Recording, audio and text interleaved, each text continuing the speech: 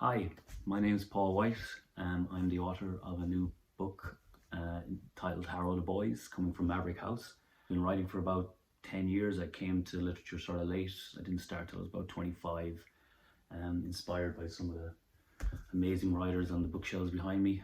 I've been writing, I guess, for about 10 years. I've had a lot of short stories published in a number of lovely literary journals around Ireland and the UK, and this is my first book.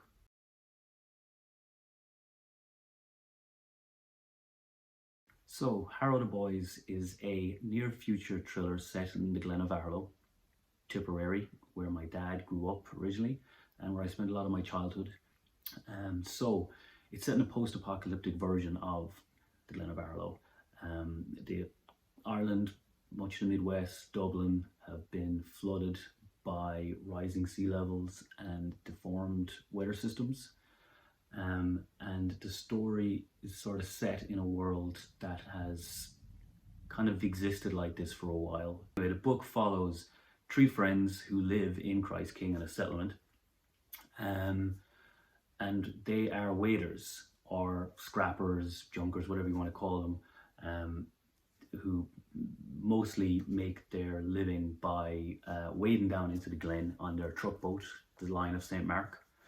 And they scrap copper or any bits and bobs they find inside down in the Glen. What's interesting about, I guess, the mythology of this story is that the water comes in tides, or a leak, as they call it in the book. So every year, new stuff comes in.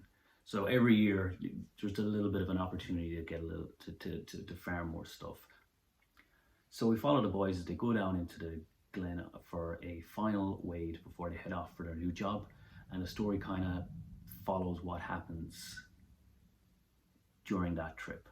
The title of the story is Harrow the Boys, and that title was taken from a lyric in the Irish rebel song Bula Vogue.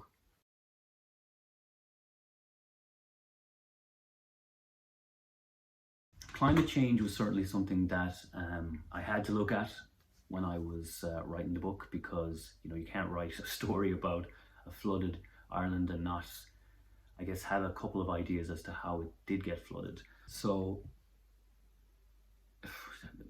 I guess for my own sanity, when I was writing this novel, I didn't want it to be about how we stop this, because I don't know how we do it. I don't know how we feasibly stop ourselves from maiming the planet that we're living on. So I guess from my perspective, this story is really more about adapting to something that has already happened.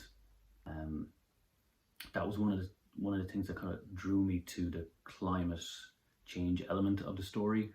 I didn't just want to give it to be a warning about, because God knows you don't need a warning about what's coming any more than what's already there or what's already out there in the media.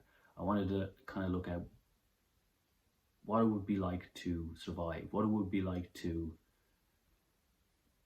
in a way, thrive, and would people still be laughing? Would people still be taking the piss out of each other? And would people still be happy? And would be still able to enjoy their lives? So that was one of the main themes of Harrow, was adaptation.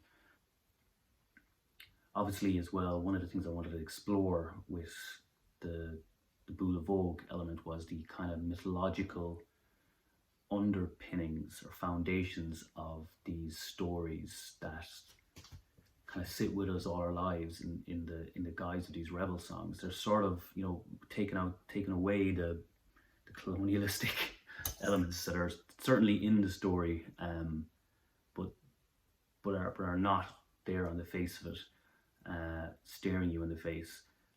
I kind of wanted to play around with how these stories are, in a way, are versions of Greek myths.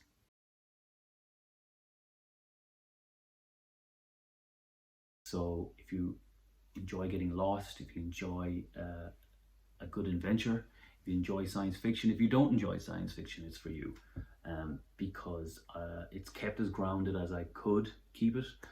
But also, if you're like me and just absolutely adore this stuff, I will guarantee you, I will put money down that by the end of Harrow the Boys, you will be very happy. I guess if it was a film, it would be a tight 90-minute movie that you would have watched in, late 80s, early 90s. One of these movies that you would just switch on, you hadn't seen before, and it just rips right through you, and you cannot forget it after it's done. And that's kind of what I was aiming for, a little kind of a smack in the face of a novel that would leave you wanting more, and hopefully invest you in the world and the characters as it did, as much as it did for me.